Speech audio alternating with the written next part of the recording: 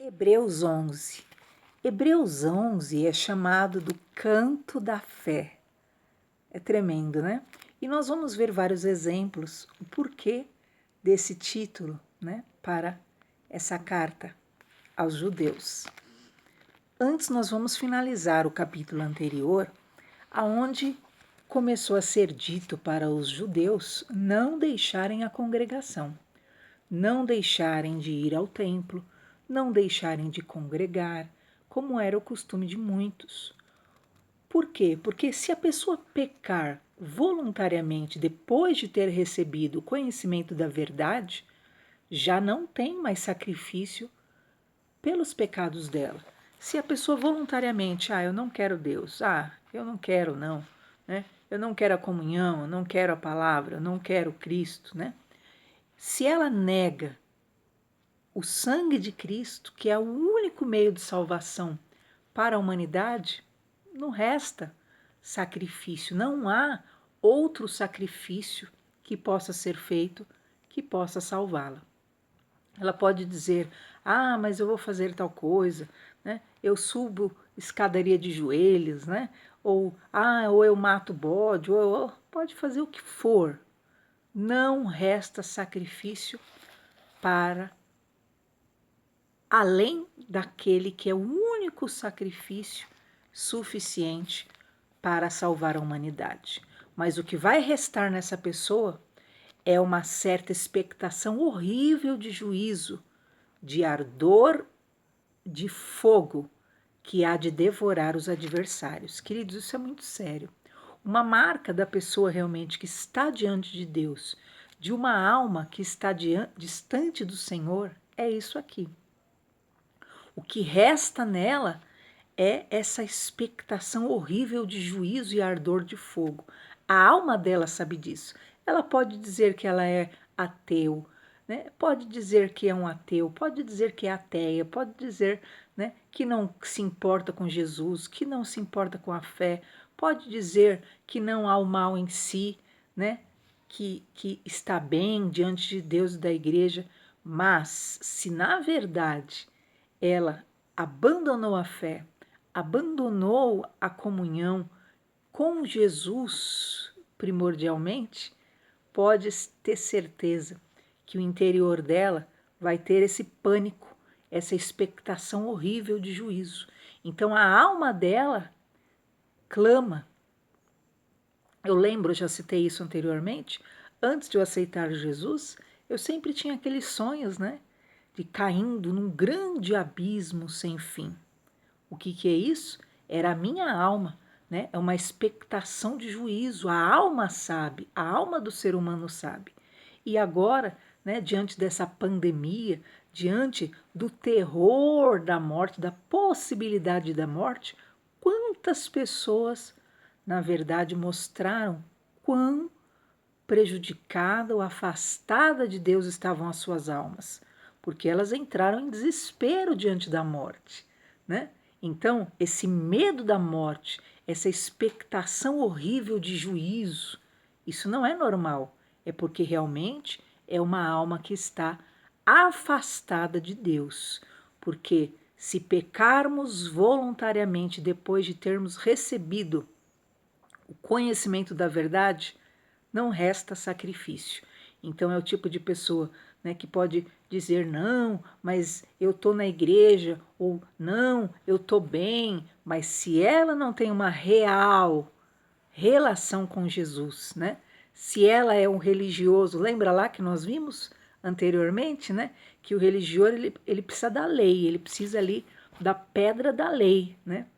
Eu sou fiel, eu tenho que ir até o fim por causa dessa lei, né? Então eu vou cumprir para cumprir a lei. Não é porque ela ama Deus, né? Não é um relacionamento de amor, não é um casamento espiritual com o Senhor Deus, não. É um casamento religioso, pautado em interesse, né? Então, eu quero ser livre do inferno, eu quero, né, ser abençoado, então, né, eu vou seguir essa, né? Tem muita gente que fala, vou mudar de lei, né? Vou passar para a lei dos crentes. Então é aquela pessoa que vai pensando que ela está passando para a lei dos crentes e fica ali seguindo um ritualismo que não vale de nada, né? Um casamento sem amor. Então está lá por obrigação, está lá para cumprir, né, o que foi escrito.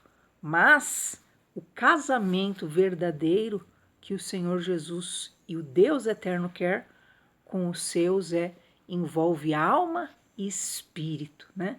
Ele entra realmente dentro da pessoa e a pessoa passa a tê-lo dentro de si.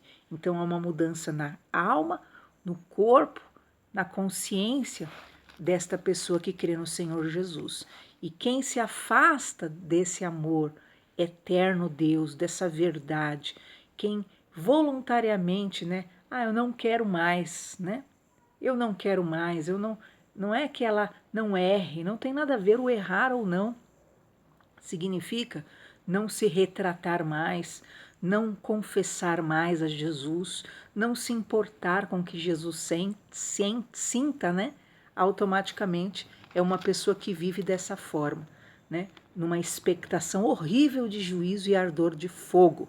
Então ela vive temendo o inferno e a alma dela vive temendo o inferno e realmente essa incredulidade devora os inimigos de Deus. Quebrantando alguém a lei de Moisés, morre sem misericórdia, só pela palavra de 2 ou 3 testemunhas.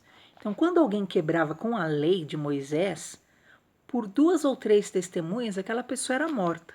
E agora a Bíblia diz: de quanto maior castigo cuidais vós, será julgado merecedor aquele que pisar o Filho de Deus e tiver por profano o sangue da aliança.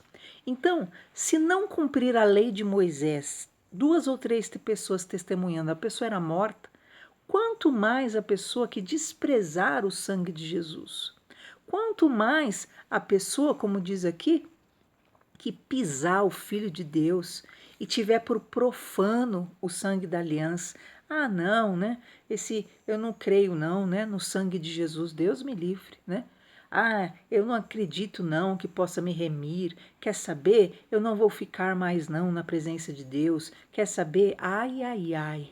Quanto mais digno de castigo é julgado merecedor aquele que pisa o Filho de Deus, que desmerece, que fala, eu não preciso, ele não é suficiente, né? Eu não quero mais segui-lo, eu não quero me confessar a ele, eu não quero me curvar a ele. Quanto maior castigo é digno uma pessoa que age dessa forma e profana o sangue de Jesus, com que nós somos santificados por esse sangue. E ai daquele que fizer agravo ao Espírito da graça, né? Que menospreza, que ofende ao Espírito da graça. Deus tenha misericórdia de nós, né? Sendo que um dos maiores pecados é pecar contra o Espírito Santo. Por quê? Porque é o Espírito Santo que convence o homem, é o Espírito Santo que nos quebranta, é o Espírito Santo que cria aquela sensibilidade, aquela dor no coração, para você falar com Deus, para você se reconciliar, para você pedir perdão, para você estar bem com Deus, é o Espírito Santo. E ai, quanto mais digno de castigo é aquele que, né, fizer agravo ao Espírito Santo. Porque bem conhecemos aquele que disse: minha é a vingança, eu darei a recompensa, diz o Senhor. E outra vez o Senhor disse: o Senhor julgará o seu povo. Queridos, ai destes, né, que menosprezarem a Jesus na sua vida, menosprezarem o sangue do Cordeiro, menosprezar o poder do Espírito Santo. Por que começou esse assunto? Antes ele disse: não deixe a congregação, não deixe a comunhão, como é costume de muitos. Antes se admoestem uns aos outros, ainda mais que você está vendo que se aproxima aquele dia. Por quê? Porque se você deixa a comunhão, você deixa a palavra, o que vai acontecer? Automaticamente você vai se afastando da vontade de Deus e aquilo que era antes, né, algo abominável, você passa a considerar totalmente normal e rejeita, repudia a Cristo, a palavra de Cristo, já não sente quebrantamento de confessar, de pedir perdão, de se reconciliar com Deus. E o Senhor diz o quê? Minha é a vingança, eu darei a recompensa. O Senhor julgará o seu povo. Então, nós precisamos sim, né, sempre estar reconciliados com o Senhor. Ainda que você falhe, que você caia, que você tropece, que você esteja sendo aperfeiçoado, isso pode demorar meses, anos, mas saiba de uma coisa, né? O importante é você estar com o Senhor Jesus, o teu Salvador. Senão, o que resta é uma expectação horrível de juízo e ardor, né? É o medo, aquele povo que vive com medo da morte, aquele povo que vive com medo do diabo, aquele povo que vive com medo, né? De ir para o inferno, porque na verdade a alma deles, né, não está em paz com Jesus, não está reconciliado com Jesus, não tem comunhão com Jesus, né? Vive na religiosidade. Horrenda coisa é cair nas mãos do Deus vivo, né? Terrível coisa, né? Despreza o sangue de Jesus, despreza o sangue da aliança, eu não preciso, não confessa a Deus, e começam a criar um monte de ritualismo para salvação, para perdão, menos o caminho único, né? Que é a confissão a Jesus. Se confessarmos nossos pecados, ele é fiel e justo para perdoar nossos pecados e nos purificar de toda injustiça. Então as pessoas criam vários meios, precisa disso, precisa daquilo, menos o sangue de Jesus. E o que acontece com uma pessoa dessa? Fica atormentada. Expectação horrível de juízo. Lembrai-vos, porém, dos dias passados. Aqui é para o povo judeu, que havia se convertido agora, olha só, que depois de seres iluminados, suportastes grande combate de aflição. Então os judeus, depois de terem recebido o evangelho, recebido a iluminação, eles foram muito perseguidos. Eles foram realmente persuadidos, odiados, né? Foram de todas as formas, né, julgados, condenados. Porém, diz a palavra, em partes fostes feito espetáculos com vitupérios e tribulações, né? Os judeus, quando se convertiam, eram feito um espetáculo para todo mundo, era um desprezo, era uma humilhação, né? Tamanha tribulação que vinha sobre eles, e em parte eles foram participantes com os que assim foram tratados, e aqueles que creram depois, sendo judeus, também participavam dessas mesmas tribulações, perseguições, por terem se convertido a Jesus, porque também vos compadecestes das minhas prisões, e com alegria permitiste o roubo dos vossos bens, sabendo que em vós mesmos tendes nos céus uma possessão melhor e permanente. Tá vendo porque muitos defendem que é Paulo, né?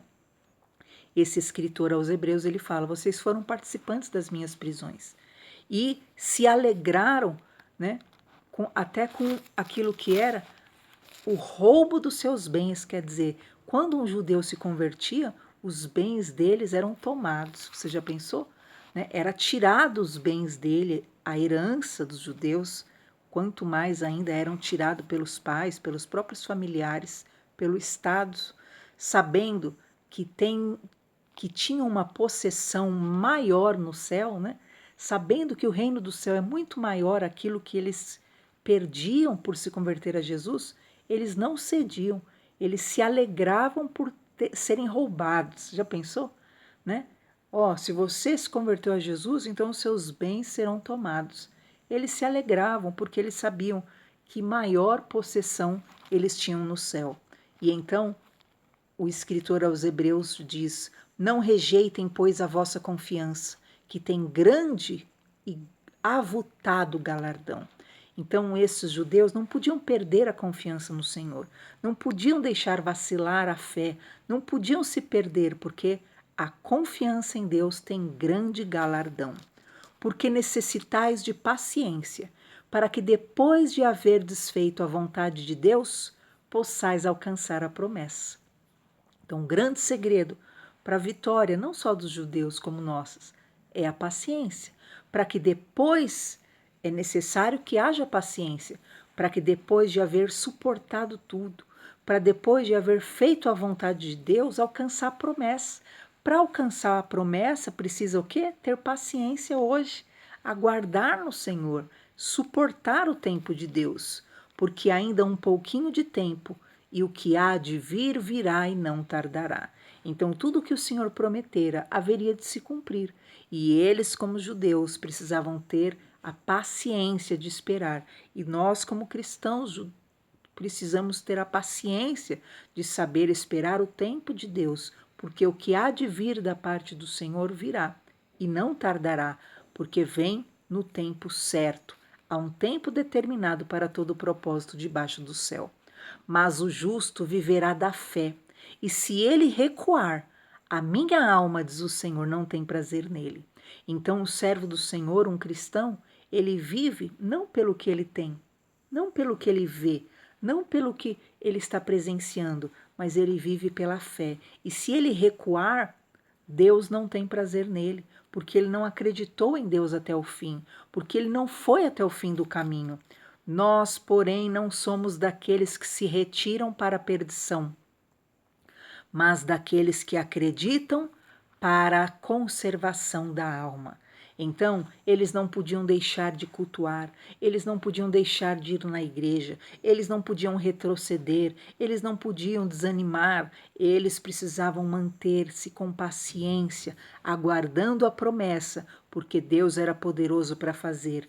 Eles não podiam ser aqueles que retrocediam para a perdição, mas aqueles que acreditam e conservam a alma. Se nesse momento de perturbação, tribulação do mundo, você acredita, o que vai acontecer? Você não retrocede, né? Você avança, você busca se encher de Deus, busca alimentar sua alma, busca realmente estar forte no Senhor, você não se afasta de Deus, independente dos problemas, mas você se achega a Deus, o que acontece?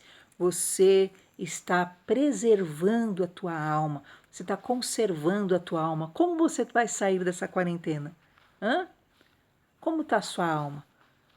A tua alma está o quê? Numa expectação horrível de juízo e ardor de fogo? Ai, pavor de morte, de terror, de inferno? Oh, você precisa voltar para o braço de Jesus correndo. A sua alma está calma, aliviada, descansada nos braços do Senhor, sabendo que o teu Salvador está contigo, que te preserva, que te livra, que te dá realmente toda sorte de cuidado e de bênção? Então, glorifique ao Senhor, porque o que é mais importante nós termos, nós vamos ver agora. No capítulo 11 é a fé, né? O justo viverá da fé. Ora, o que é a fé? A fé é o firme fundamento das coisas que se esperam. É a prova das coisas que se não veem. Então é uma certeza daquilo que você espera, é uma convicção. Você vive cada dia sabendo, eu vou viver isso. Deus vai me dar isso. Deus vai me abençoar nisso. E você vive cada dia acreditando naquilo que realmente está no teu coração, da parte de Deus. E o justo vive da fé. Isso vai te dar ânimo, isso vai te dar disposição e você vai vivendo dia a dia. Porque por ela, os antigos alcançaram testemunho. Então foi pela fé que os antepassados testemunharam o milagre. É pela fé que faz você ter paciência hoje, faz você prevalecer, faz você perseverar, faz você continuar com Deus, faz você realmente andar pelo caminho, e essa fé vai trazer amanhã um testemunho para a tua vida.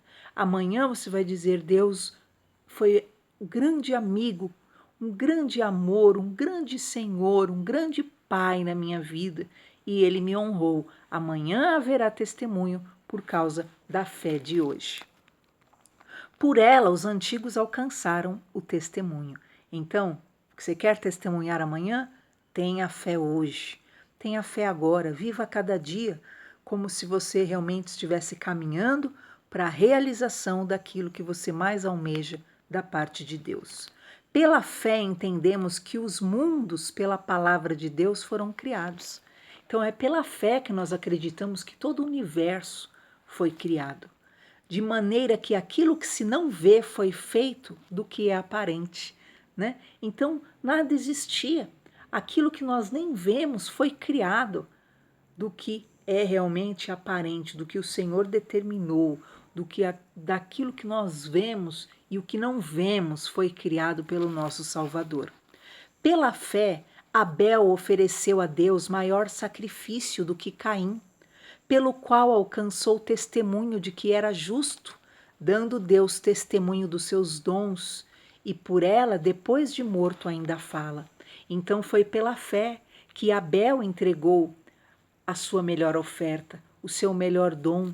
Por quê? Porque realmente ele acreditava que Deus o recompensaria. E até hoje a oferta de Abel fala por ele.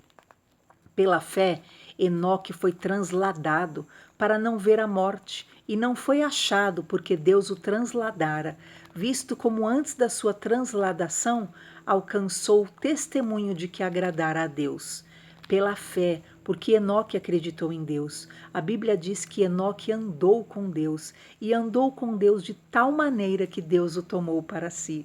Então foi pela fé de Enoque que ele foi transladado, e Deus o tomou para si, porque ele realmente alcançou o testemunho que agradou a Deus.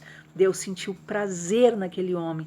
Que homem! Eu quero esse homem perto já de mim aqui. E transladou Enoque. E Enoque teve fé para viver uma vida assim agradável a Deus. Pela fé, tudo isso aconteceu. Por quê? Ora, sem fé é impossível agradar a Deus, porque é necessário que aquele que se aproxime de Deus creia que Ele existe e que é recompensador dos que o buscam. Então, é impossível você agradar a Deus se você não acredita nele. É impossível você agradar alguém, a Deus, se você não confia nele, se você não acredita nele, né? Todo o que se aproxima dele precisa crer que ele é galardoador dos que o buscam. Creia no Senhor, porque o Senhor é recompensador daqueles que buscam nele. Então, quer agradar a Deus? Acredite, é necessário que todo que se aproxime de Deus creia nele. Então não adianta, né? Se, eu não acredito, sabe, Deus, eu não acho que o Senhor pode, né? Eu não acho, você não acha, então fazer o quê, né? Mas Jesus ainda tem misericórdia, né? Um homem sem fé foi até Jesus e Jesus falou: você tem fé? Ele disse: ai, Senhor, ajuda na minha fé, na minha pouca fé. Mas na verdade ele nem tinha fé. E Jesus teve misericórdia dele. Mas se a sua fé for do tamanho de um grão de mostarda, minúscula, minúscula, ela pode fazer milagres na sua vida. Então não tenha medo do tamanho da sua fé, mas se aproxime de Deus acreditando que Ele pode fazer o impossível acontecer na sua vida. Pela fé, Noé, divinamente avisado das coisas que ainda não se viam, temeu e, para a salvação da sua família, preparou a arca pela qual condenou o mundo e foi feito herdeiro da justiça, que é segundo a fé. Então Noé construiu aquela arca porque ele acreditou, pela fé no que Deus lhe falava. Todo mundo dizia: você é louco de estar fazendo isso, você é louco, nunca nem tinha chovido na terra. Mas ele tinha fé que aquilo que Deus falou, Deus era poderoso para fazer. E a fé dele trouxe salvação, porque ele temeu a palavra do Senhor. Ele respeitou, reverenciou o que Deus lhe disse. Trouxe salvação para ele, para a família dele e condenou o mundo da época. E isso serviu de justiça, que é segundo a fé. Pela fé, Abraão, sendo chamado, obedeceu, indo para um lugar que havia de receber por herança, e saiu sem saber para onde ia. Meu Deus! Abraão, pela fé, ele caminhou no desconhecido, ele obedeceu a Deus, queridos. Abraão estava lá na terra do pai dele, né? E lá o Senhor aparece para ele: ó, sai da tua terra, da tua parentela e vai para a terra que eu vou te dar. Ali eu vou te fazer uma grande nação, eu vou te abençoar.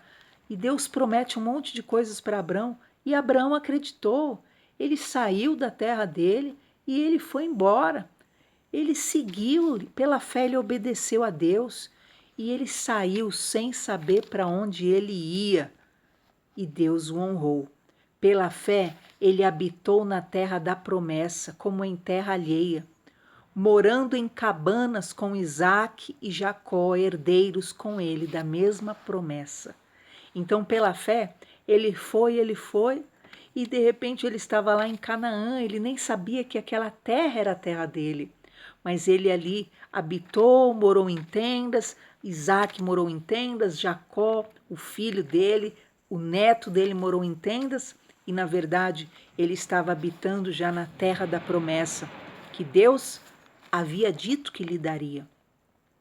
Porque esperava a cidade que tem fundamentos, da qual o artífice e construtor é Deus.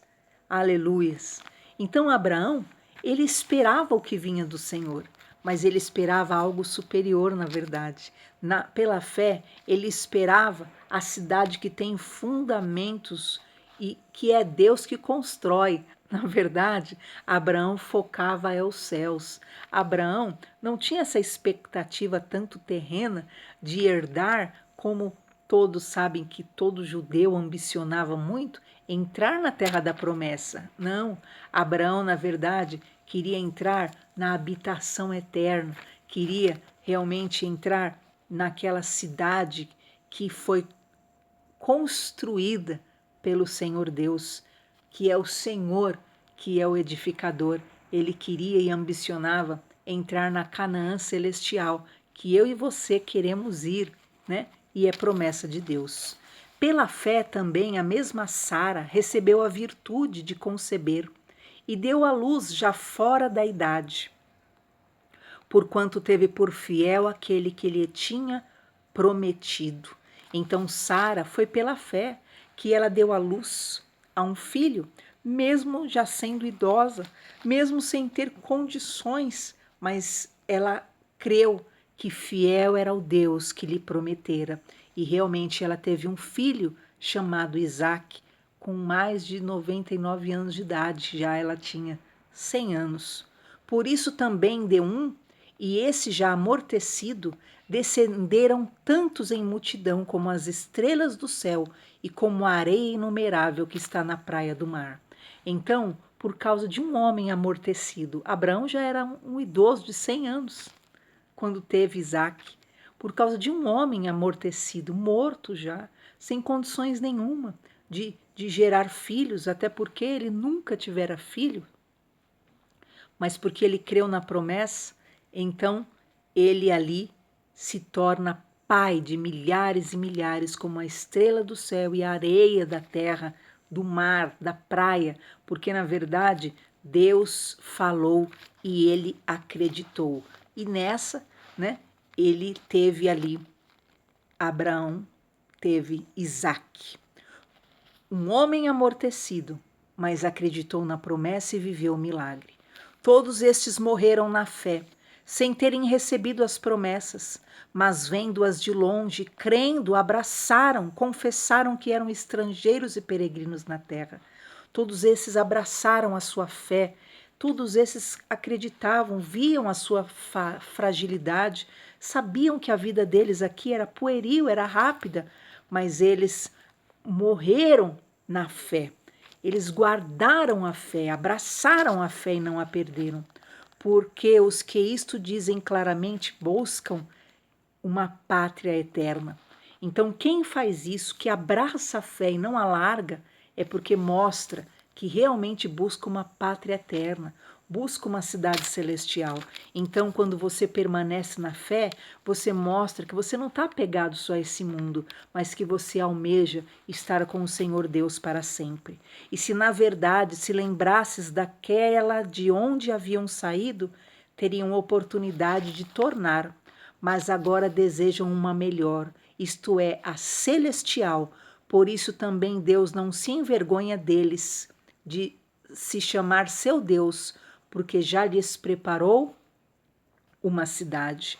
Eles podiam muito bem querer voltar, né, para aquela que era a terra prometida, para aquela que era a Canaã, Mas não, eles sabiam que em Deus havia algo muito superior, a Canaã celestial, e é isso que realmente os movia. Por isso Deus não se envergonha deles e lhes chama de filhos, né? E diz: Eu sou o Deus deles, porque Deus mesmo preparou uma cidade, há um novo céu e uma nova terra preparada para todo o que nele crer.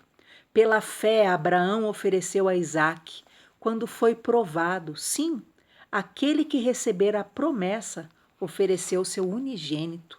Então, Abraão, queridos, oferece aquele que era o filho da sua promessa, porque ele acreditava no Senhor, sendo-lhe dito: em Isaque será chamada a sua descendência. Ele considerou que Deus era poderoso para até dentre os mortos o ressuscitar, e daí também em figura ele o recobrou. Você já pensou? Deus tinha dito para Abraão: Abraão, eu vou te dar uma descendência poderosa na terra. Ela vai ser maior do que as estrelas no céu, a quantidade delas, maior do que a areia na praia. Assim será a sua descendência. E aí Deus pede o filho de Abraão: Abraão, leva seu filho ao monte, sacrifica ele para mim, entrega ele para mim. E Abraão vai acreditando pela fé. Ele vai para sacrificar o seu filho, porque ele sabia, Deus me prometeu que eu ia ter essa herança por Isaque, né? Então, nem que Deus ressuscite ele depois, eu mato e Deus ressuscita em seguida. Mas Deus vai me fazer, porque eu não podia, minha mulher não podia ter esse filho, e Deus deu, então é porque Deus quer fazer o milagre, sim, eu vou acreditar.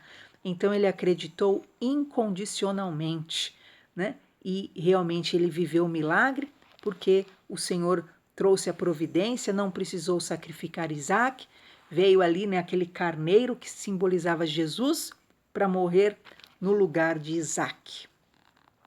Pela fé, Jacó, próximo da morte, abençoou cada um dos filhos de José e adorou encostado à ponta do seu bordão. Então, Jacó, pela fé, quando estava para morrer, ele abençoou cada um dos filhos de José, acreditando que a descendência iria se perpetuar por todas as gerações naquilo que eram os seus filhos e os seus netos. Pela fé, José, próximo da morte, fez menção da saída dos filhos de Israel e deu ordem acerca dos seus ossos. Aleluia! Né? José estava no Egito, mas ele, pela fé, queridos, ele acreditava que eles iam sair do Egito. E ele falou: olha, quando nós sairmos daqui, porque ele acreditava que iriam para a terra da promessa, iriam tomar posse do que Deus prometeu, ele disse: quando nós sairmos daqui, levem meus ossos. Eu estou prestes a morrer, mas eu quero ser sepultado lá, na terra da promessa, porque ele queria entrar de uma forma ou outra na Canaã prometida pelo Senhor. Isso é fé. Pela fé, Moisés, já nascido, foi escondido 3 meses por seus pais, porque viram que era um menino formoso e não temeram o mandamento do rei. Pela fé, queridos, os pais de Moisés tinham um decreto: todo menino judeu que nascesse tinha que ser morto, todos. Mas pela fé, quando eles olharam para aquela criança tão formosa, eles não tiveram medo do rei que estava mandando matar todo mundo, mas eles pouparam aquela criança, eles esconderam por meses aquela criança, por 3 meses, para que ele não fosse morto, sabendo que Deus podia livrá-lo, e Deus livrou a Moisés. Pela fé, Moisés, sendo já grande, recusou ser chamado filho da filha de Faraó, escolhendo antes ser maltratado com o povo de Deus do que por um pouco de tempo ter o gozo do pecado. Então, pela fé, Moisés preferiu sofrer, ele recusou ser chamado filho da filha de Faraó, recusou ser um príncipe, escolheu ser maltratado com o povo de Deus, mas para ser participante também da graça do Senhor, do que ter gozo do pecado, do palácio do Egito, que simboliza o mundo, que simboliza realmente o pecado e o mal. E ele preferiu renunciar a tudo para ter a herança com o povo de Deus. tendo por maiores riquezas a vergonha de Cristo do que os tesouros do Egito, porque tinha em vista a recompensa. Então ele preferiu realmente viver a promessa de Deus do que usufruir do gozo, do prazer, da recompensa do Egito, do mundo. E esse é um grande ensino para as nossas vidas. Amanhã nós continuamos.